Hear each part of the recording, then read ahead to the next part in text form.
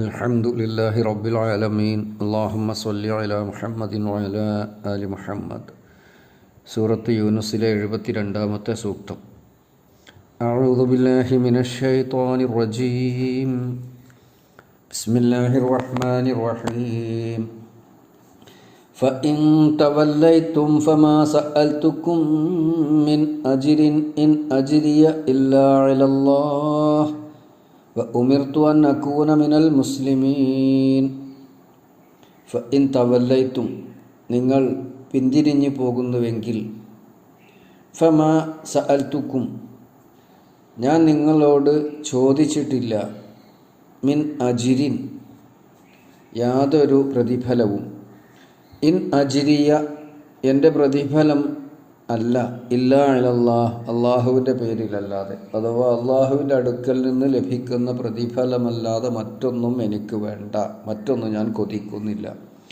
അപ്പോൾ ഉമിർത്തു ഞാൻ കൽപ്പിക്കപ്പെട്ടിരിക്കുന്നു അൻ അഖൂന ഞാൻ ആയിരിക്കണമെന്ന് മിനൽ മുസ്ലിമീൻ മുസ്ലിങ്ങളിൽപ്പെട്ടവൻ, അള്ളാഹുവിൻ്റെ നിയമശാസനകൾ മുഴുവൻ അപ്പടി അനുസരിക്കുന്നവൻ. മുസ്ലിം എന്ന് പറഞ്ഞാൽ അനുസരിക്കുന്നവൻ ആണല്ലോ അതിൻ്റെ അർത്ഥം. ഒന്നുകൂടെ അർത്ഥം പറയാം. ഫഇൻ തവല്ലൈത്തും നിങ്ങൾ പിന്തിരിയുകയാണെങ്കിൽ, അഥവാ എൻ്റെ ഉത്ബോധനത്തിൽ നിന്ന് എൻ്റെ അറിയിപ്പുകളിൽ നിന്ന് നിങ്ങൾ പിന്തിരിയുന്നുവെങ്കിൽ ഫമാ സഅൽതുക്കും ഞാൻ നിങ്ങളോട് ആവശ്യപ്പെട്ടിട്ടില്ല മിൻ അജിരിൻ പ്രതിഫലത്തിൽ നിന്നുള്ള ഒന്നും. ഇൻ അജിരിയ ഇല്ലാ അലല്ലാഹ് എൻ്റെ പ്രതിഫലം അള്ളാഹുവിങ്കൽ മാത്രമാകുന്നു. പദത്തിന് നേർക്കുനേരെയുള്ള അർത്ഥം എൻ്റെ പ്രതിഫലം അള്ളാഹുവിങ്കൽ നിന്നല്ലാതെ അല്ല, അഥവാ അള്ളാഹുവിൽ നിന്ന് മാത്രമുള്ള പ്രതിഫലമാണ് ഞാൻ കൊതിക്കുന്നത്.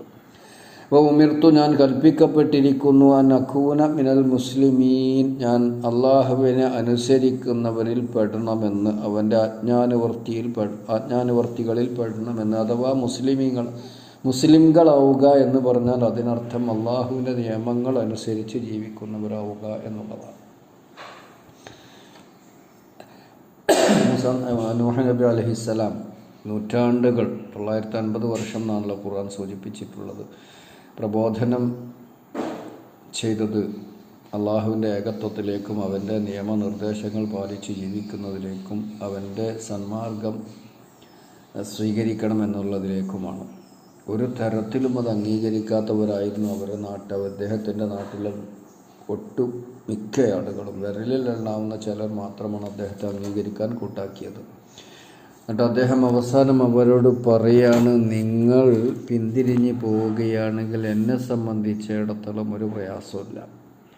കാരണം ഞാൻ നിങ്ങളിൽ നിന്ന് ഭൗതികമായ ഒരു താല്പര്യവും ആഗ്രഹിക്കുകയില്ല. സമ്പത്ത് വേണമെന്നോ ആദരവ് വേണമെന്നോ ആരാധിക്കണമെന്നോ, നിങ്ങൾ അള്ളാഹുവിൻ്റെ ആജ്ഞാനുവർത്തികളായി ജീവിക്കണം എന്നുള്ളതിൽ കവിഞ്ഞ് ഞാൻ യാതൊന്നും നിങ്ങളിൽ നിന്ന് ആവശ്യപ്പെട്ടിട്ടില്ല. അതിനെനിക്ക് ലഭിക്കുന്ന പ്രതിഫലം അതെനിക്ക് എൻ്റെ റബ്ബ് എൻ്റെ നാഥൻ തരുന്നതായിരിക്കും. ഫഇൻ തവല്ലൈത്തും നിങ്ങൾ പിന്തിരിയുകയാണെങ്കിൽ ഫമാ സഅൽതു സഅല സുആലി എന്നൊക്കെ പറഞ്ഞ ചോദ്യമാണല്ലോ. സഅൽതു മാ എന്നുള്ളത് നിഷേധാർത്ഥമാണ്.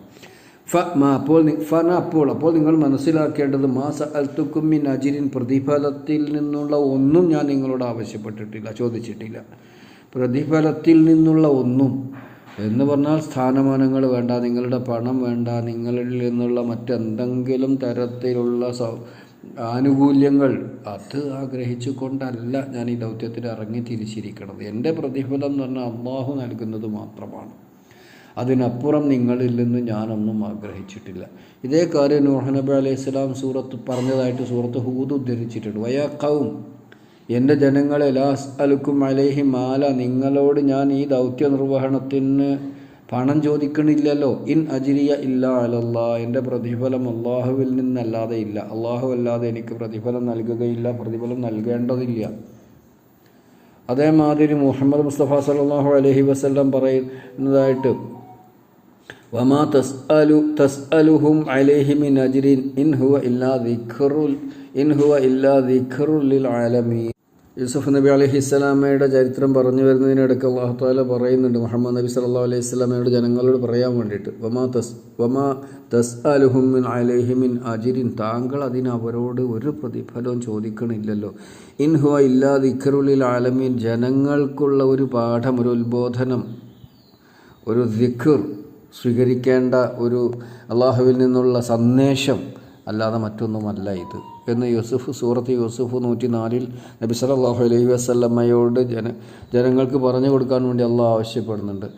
ഇത് സൂറത്തു യാസീനിൽ നമ്മൾ ഓതാറില്ല, ഇത്തബിഉ മല്ലാ യസ്അലുക്കും അജ്റൻ വഹും മുഹ്തദൂൻ അല്ലേ. അല്ലാഹു തആല 3 പ്രവാചകന്മാരെ ഒന്നിന് പുറകെ ഒന്നായി ഇങ്ങനെ നിയോഗിച്ചിട്ട് അതിനെ നിഷേധിച്ചു കൊണ്ടിരുന്ന ജനങ്ങളോട് അവരുടെ അടുത്തേക്ക് ഓടി വന്ന ഒരു മനുഷ്യൻ പറയുന്നുണ്ടല്ലോ, നിങ്ങൾ പിന്തുടരുക, നിങ്ങളോട് അവർ കൂലിയൊന്നും ചോദിക്കണില്ലല്ലോ. ഇത്തബിഉ മല്ലാ യസ്അലുക്കും അജ്റൻ, അവർ പറഞ്ഞത്, ആ പ്രവാചകന്മാർ പറഞ്ഞത് നിങ്ങൾ സ്വീകരിക്കണം. കാരണം അവർ ഒരു പ്രതിഫലവും ആവശ്യപ്പെട്ടുകൊണ്ടല്ല നിങ്ങളടുക്കൽ വന്നിരിക്കുന്നത്. വഹും മുഹ്തദൂൻ, അവരാകട്ടെ ജീവിതത്തിൽ സന്മാർഗികളുമാണ്. സന്മാർഗം അത് സ്വീകരിക്കാൻ അദ്ദേഹം 2 യോഗ്യതയാണ് അവരിൽ കാണുന്നത്. ഒന്ന്, അവർ ഭൗതികമായ താല്പര്യങ്ങളൊന്നുമില്ലാത്തവരാണ്. 2, അവർ സ്വയം സന്മാർഗത്തിൽ ജീവിക്കുന്നവരുമാണ്. ഈ 2 ഗുണങ്ങളും ഉള്ളവരാണ് സത്യത്തിൻ്റെ ആളുകൾ. അതെല്ലാ പ്രവാചകന്മാരും പ്രബോധകന്മാരും അങ്ങനെയാണ്, അങ്ങനെ ആവണം.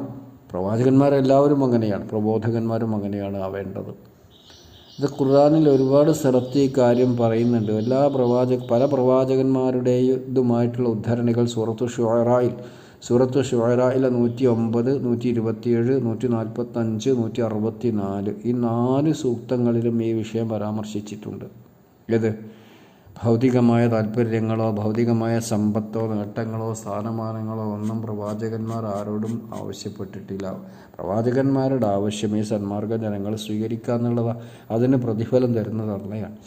യഥാർത്ഥത്തിൽ എല്ലാ കാലത്തും പ്രവാചകന്മാരുടെ അനന്തരാവകാശികൾ എന്ന് അവകാശപ്പെടുന്ന പണ്ഡിതന്മാരും ഈ നിലപാടാണ് സ്വീകരിക്കേണ്ടത്. ആളുകളിൽ നിന്ന് പണം വാങ്ങിക്കൊണ്ട് ദീനീ പ്രബോധനം നടത്തുകയല്ല വേണ്ടത്. സ്വന്തം പണം ചെലവാക്കിക്കൊണ്ട് ആളുകൾക്ക് ദീനിനെ പഠിപ്പിച്ചു കൊടുക്കുകയാണ് വേണ്ടത്. ഇപ്പം നമ്മൾ കണ്ടുവരുന്നത് വളരെ ഖേദകരമായൊരു സംഗതിയാണ്. നല്ല പണക്കാരായ, നല്ല വരുമാനമുള്ള, നല്ല ശമ്പളമുള്ള ആൾക്കാർ പോലും ഒരു ജുമാ ഖുതുബ നടത്തണമെങ്കിൽ കൂലി വാങ്ങുക 2000 രൂപ, 1500 രൂപ ഒക്കെ. ഒരു ഖുർആൻ ക്ലാസ് നടത്താൻ വേണ്ടി വന്നാൽ അതിന് 500 മുതൽക്ക് മേലോട്ട്. അയാൾ വലിയ ശമ്പളക്കാരനാണ്, അയാൾക്ക് മറ്റു വരുമാനങ്ങളുണ്ട്. ഇതൊക്കെ അല്ലാഹു തആല ജീവിക്കാൻ വേണ്ടി അല്ലാഹു തആല അങ്ങനെ അനുഗ്രഹങ്ങൾ ചെയ്ത് കൊടുത്തിട്ട്, എന്നിട്ടും ഒരു ഖുർആൻ പഠിപ്പിച്ചു കൊടുക്കാൻ വേണ്ടി ഏതെങ്കിലും ഒരു സ്ഥലത്ത് 1 മണിക്കൂർ 1 മണിക്കൂറൊക്കെ ക്ലാസ് എടുക്കാൻ ചെന്നാൽ അതിനും പണം വാങ്ങുക. വേറെ നിവൃത്തിയില്ലാത്ത ആളുകൾ അങ്ങനത്തെ പണ്ഡിതന്മാരും പ്രഭാഷകരൊക്കെ വാങ്ങട്ടെ, പക്ഷേ കഴിവുള്ള പ്രൊഫസർമാരടക്കം, അധ്യാപകരൊക്കെ അടക്കം, എനിക്കത് പലപ്പോഴും യോജിക്കാൻ കഴിയാത്തൊരു സംഗതി. അങ്ങനെ അധ്യാപകരാകട്ടെ, വലിയ വരുമാനമുള്ള ആളുകളാവട്ടെ, അള്ളാഹു അവർക്ക് ജീവിക്കാനൊരു മാർഗം കൊടുത്തിട്ട്, ഒരു വരുമാന മാർഗം കാണിച്ചു കൊടുത്തിട്ട് അള്ളാഹുവിൻ്റെ ദീൻ പഠിപ്പിച്ചു കൊടുക്കുന്നതിന് വേണ്ടി വീണ്ടും ആളുകളിൽ നിന്ന് പണം വാങ്ങുക എന്ന് പറയുന്നത് പലപ്പോഴും എനിക്ക് തോന്നിയിട്ടുണ്ട് ഈ ഖുർആൻ സൂക്തത്തിനെതിരായിരിക്കും അവർ ചെയ്യരുത് എന്നാണ് ഞാൻ പലപ്പോഴും പലരോടും പറയാറുള്ളത്.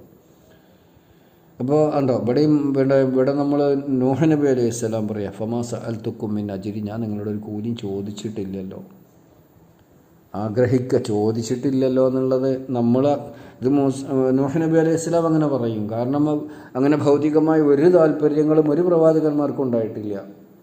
പക്ഷേ നമ്മളെ ആളുകൾ പ്രവാചകന്മാരുടെ അനന്തരാവകാശികളും ആ നിലപാട് സ്വീകരിക്കേണ്ടതുണ്ട് എന്നതാണ് ഞാൻ മനസ്സിലാക്കുന്നത് സംബന്ധമായിട്ട്. ജീവിക്കാൻ മറ്റു മാർഗങ്ങളൊന്നുമില്ലാത്ത പ്രവാചകന്മാരോ പ്രഭാഷകന്മാരോ സ്വീകരിക്കുന്നത് അല്ല. അള്ളാഹു ജീവിക്കാൻ നല്ല വരുമാനം കൊടുക്കുന്ന ആൾക്കാർ പിന്നെയും ഇത് സംഘാടകരിൽ നിന്ന് ഇതിനൊക്കെ ഇത്തരം കാര്യങ്ങൾക്കൊക്കെ ഖുതുബകൾക്കോ അതല്ലെങ്കിൽ ഖുർആൻ പഠനത്തിനോ അതല്ലെങ്കിൽ ക്ലാസ് എടുക്കുന്നതിനോ ഒക്കെ വേണ്ടി പണം വാങ്ങുക എന്നുള്ളത് ശരിയായ നിലപാടല്ല എന്നാണ് എൻ്റെ ഒരു അഭിപ്രായം.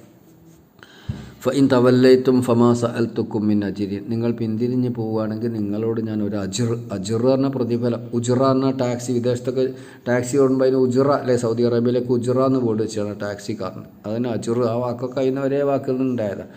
ഇൻ അജ്രിയ ഇല്ല അലല്ലാഹ്, എൻ്റെ പ്രതിഫലം അള്ളാഹുവിൻ്റെ മേലല്ലാതെ അല്ല, അഥവാ അള്ളാഹു ആണ് എനിക്ക് പ്രതിഫലം തരുന്നത്, അതല്ലാത്തൊരു പ്രതിഫലവും എനിക്ക് വേണ്ട. ഉമിർത്തു, ഞാൻ കൽപ്പിക്കപ്പെട്ടിരിക്കുന്നു, അമറ കൽപ്പിച്ചു, ഉമിറ കൽപ്പിക്കപ്പെട്ടു, ഉമിർത്തു ഞാൻ കൽപ്പിക്കപ്പെട്ടു, അൻ അക്കൂന ഞാൻ ആകണം എന്ന്, മിനൽ മുസ്ലിമീൻ മുസ്ലിമീങ്ങളിൽ പെടാൻ. മുസ്ലിം എന്ന വാക്ക് അതൊരു ജാതിൻ്റെ പേരല്ല, അങ്ങനെ ആയി മാറിയിട്ടുണ്ട് ഇന്ന്.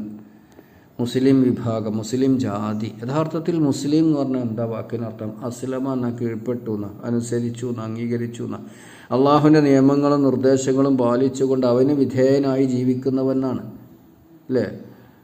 നമ്മൾ നമസ്കാരം തുടങ്ങണേന് അങ്ങനെ ഒരു പ്രാർത്ഥനയോട് കൂടിയാണ് വജ്ജഹ്തു വജ്ഹിയ ലില്ലദീ ഫത്തറസ് സമാവാതി വൽ അർദ്. അങ്ങനെ അതിൻ്റെ അവസാനം അല്ലേ, അന മിനൽ മുസ്ലിമീൻ, ആ നിയമങ്ങളൊക്കെ പാലിക്കുന്നവനാണ് എന്നാണ്. പ്രവാചകന്മാരടക്കം അങ്ങനെയാണ് പറഞ്ഞിട്ടുള്ളത്. യൂസുഫ് നബി അലൈഹിസ്സലാം പ്രാർത്ഥിച്ചതായിട്ട് റബ്ബി ഖദ് ആതൈതനി മിനൽ മുൽക്കി വഅല്ലംതനി മിൻ തഅ്വീലിൽ അഹാദീസി ഫാത്തിറസ് സമാവാതി വൽ അർദ് അൻത വലിയ്യി ഫിദ്ദുനിയ വൽ ആഖിറ തവഫനി മുസ്ലിമൻ വഅൽഹിഖ്നി ബിസ്സാലിഹീൻ.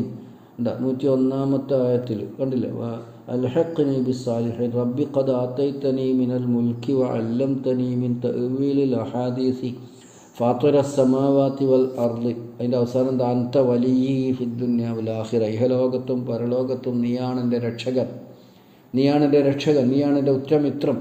തവഫനി മുസ്ലിമൻ, എന്നെ മുസ്ലിമായി മരിപ്പിക്കണമേ. ഉണ്ടോ? അള്ളാഹുവെ നിന്നെ അനുസരിക്കുന്നവനായി ജീവിച്ച് മരിക്കാൻ തുണക്കണേന്ന്. വഅൽഹിഖ്നി ബിസ്സാലിഹീൻ, സച്ചരിതരിൽ എന്നെ നീ ചേർക്കുകയും ചെയ്യുമാറാകണം.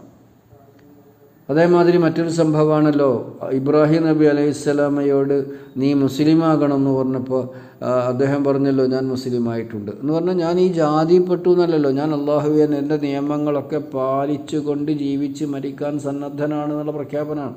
ഇത് ഖാല ലഹു റബ്ബുഹു, അള്ളാഹു അദ്ദേഹത്തോട് പറഞ്ഞല്ലോ ഇബ്രാഹിം നബി അലൈഹിസ്സലാമയോട് അസ്ലിം, നീ മുസ്ലിം ആകണം, അഥവാ അള്ളാഹുവിൻ്റെ സകലവിധ കൽപ്പനകളും അതേപടി പാലിച്ചു ജീവിക്കണം എന്ന് പറഞ്ഞു.